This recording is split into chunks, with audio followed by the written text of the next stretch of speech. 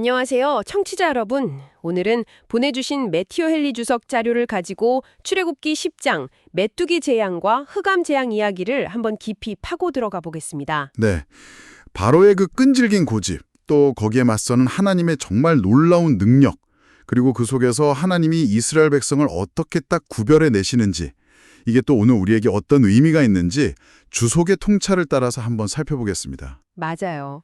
그냥 옛날 이야기 한번 훑트는 게 아니라 이 사건들 안에 담긴 의미, 또 교훈을 찾아내는 그런 시간이 되면 좋겠습니다.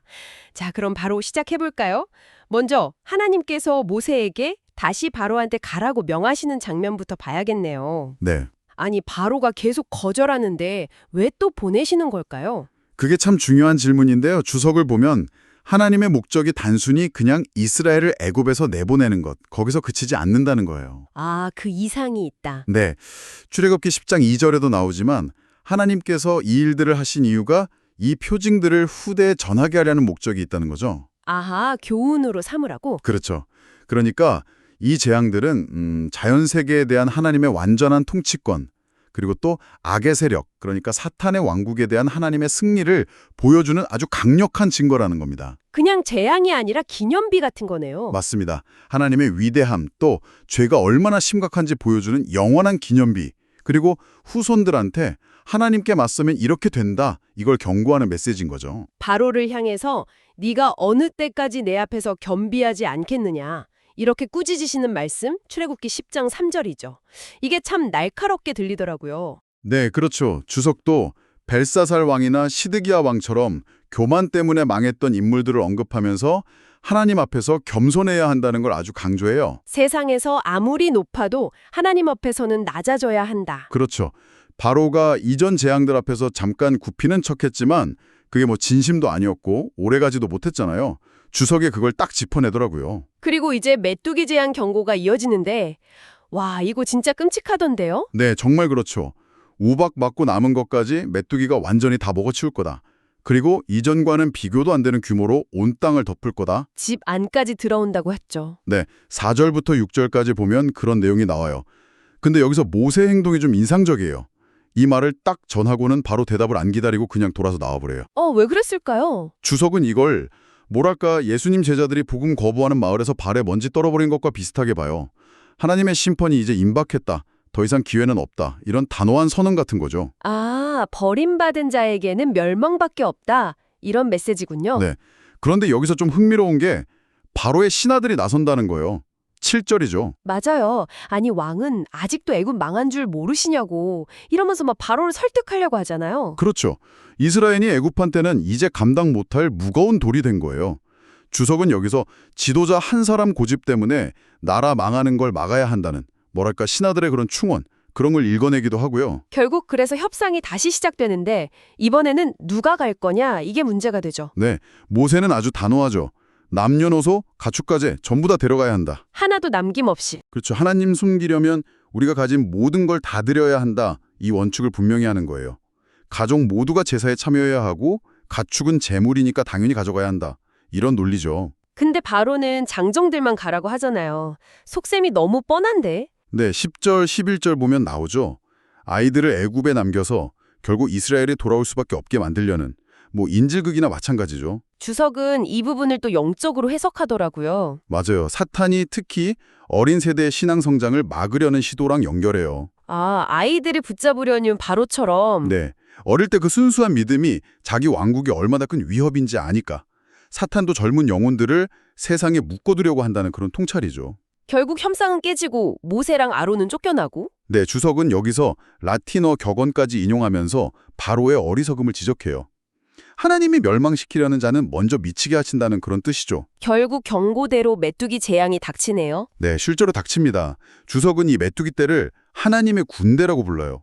요엘서 2장 11절에도 그런 표현이 나오거든요. 모세가 지팡이를 내미니까 동풍을 타고 왔다고 했죠? 네, 12절, 13절. 정말 셀 수 없이 많은 메뚜기가 몰려와요. 시편 105편에도 나오듯이 그 수가 어마어마했다고 하죠.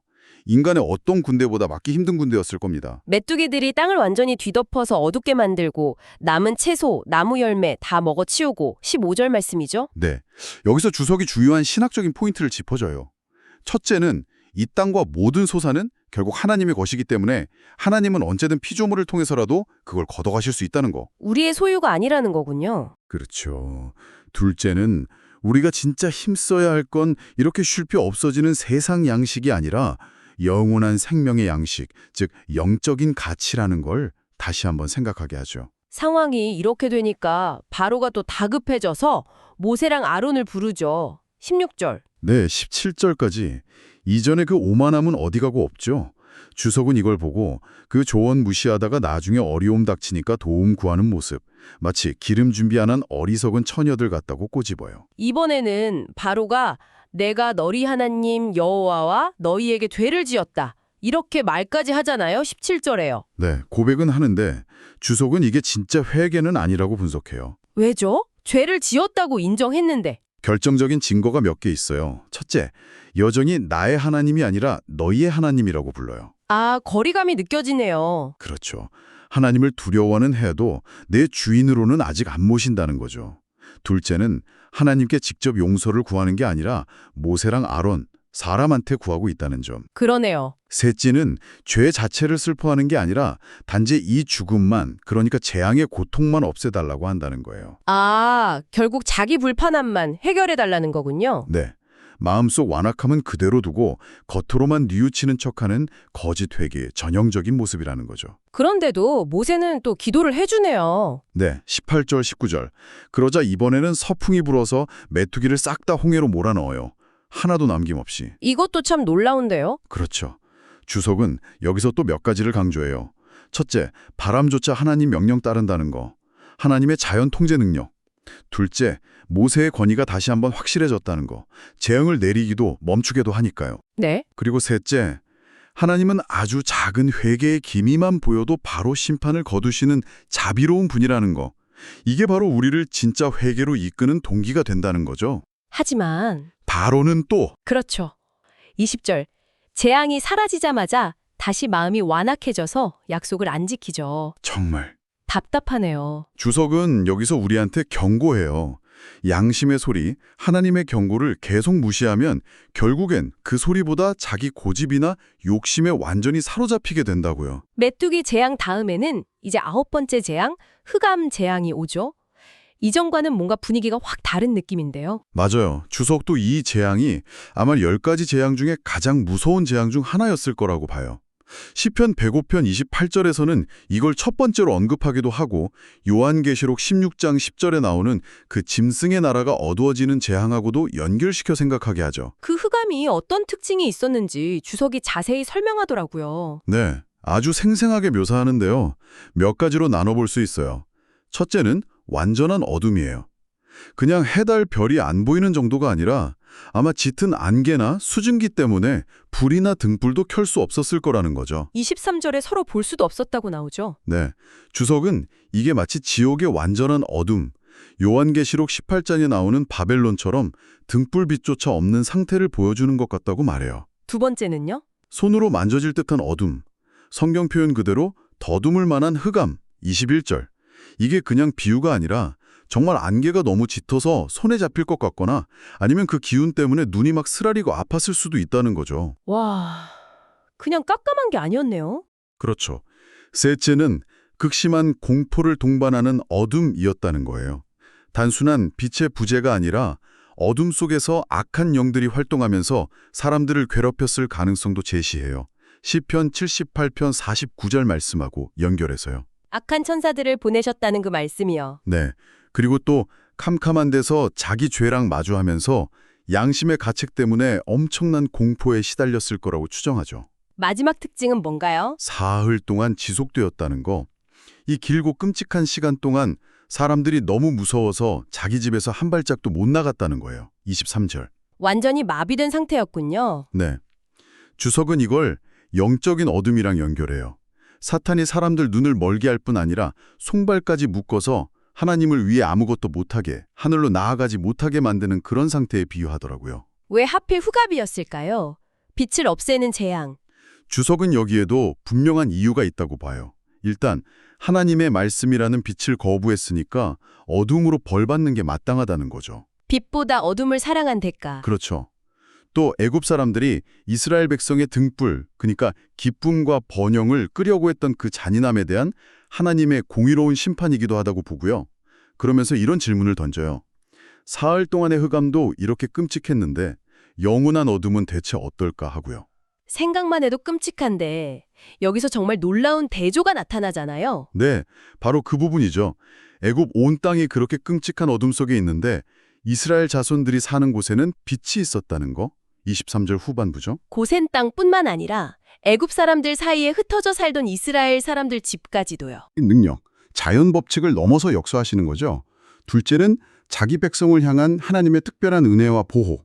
어둠 속 궁전보다 빛 가운데 오두막이 낫다. 바로 그거죠. 주석은 잠언 3장 33절을 인용하면서 악인의 집과 의인의 집 사이에는 분명한 구별이 있다는 걸 믿어야 한다고 강조해요. 덧붙여서 이 어둠의 사흘 동안 외부 방해 없이 이스라엘 사람들이 할례를 행했을 가능성도 조심스럽게 제기하기도 하고요. 그런데 바로는 이 엄청난 재앙 앞에서도 크게 달라지지 않네요. 네, 또 협상을 시도하죠. 이번엔 아이들까지 데려가는 걸 허락해요. 한 발짝 물러선 것 같지만 하지만 가축은 남겨두라. 24절이죠. 네, 주석은 바로 여기서 하나님과 흥정하려는 인간의 교묘한 죄성을 딱 짚어내요. 일부 죄는 버리는 척하지만 전부는 아니고 잠시 떠나는 듯하지만 영원히는 아니고 결국 하나님과 세상을 같이 섬기려는 태도라는 거죠. 하나님도 속이고 자기도 속이는 거네요. 그렇죠. 어리석은 거죠. 근데 모세는 아주 단호하게 거절합니다. 한 마리도 남길 수 없다. 26절이죠. 네, 이유가 뭐냐면 어떤 종류 또 얼마나 많은 재물이 필요할지 아직 모르기 때문이라는 거예요. 여기서 주석이 아주 중요한 신앙 원칙을 말해요. 우리가 하나님의 조건에 우리를 맞춰야지 하나님이 우리 조건에 맞춰주길 기대하면 안 된다는 거예요. 우리가 세상으로 돌아가는 게 아니라 세상이 우리에게 돌아와야 한다. 예레미야서 말씀처럼요. 맞습니다. 우리 사심, 자녀, 가진 모든 것을 하나님의 일에 온전히 드릴 준비가 되어 있어야 한다. 하나님이 그걸 어떻게 쓰실지는 하나님만 아시니까요. 이 단호한 거절에 바로가 결국 폭발하죠. 경로에서 모세를 죽이겠다고 위협하고 다시는 자기 얼굴 보지 말라고 28절. 네, 주석은 이 반응이 얼마나 어리석고 모순적인지 지적해요.